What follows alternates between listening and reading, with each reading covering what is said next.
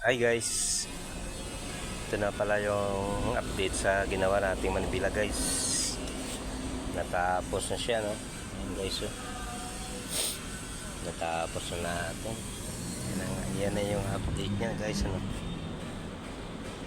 Ginawa natin sa Corolla Love Life guys. Ito guys, ano? Pero may kasama tong seat cover guys. Hindi ko lang na ipakita paano tabasin, paano tahiin. Hindi guys, nagmamadali. Wala tayong cameraman guys. Ayan guys, ano? Siya, oh. Yun ang nangyari natin sa steering handle guys, ano?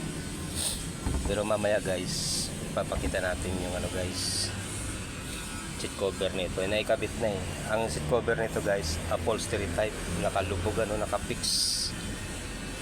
So antabayanan ninyo guys.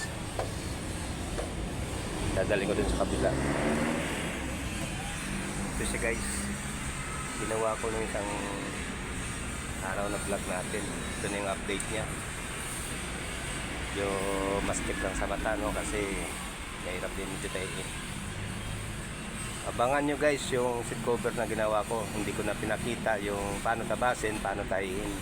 Pero sa mga may alam na magtahi dyan, alam na nila yun guys, nakalubog yun. Sige guys, post ko muna guys ha, hanggang dito na lang.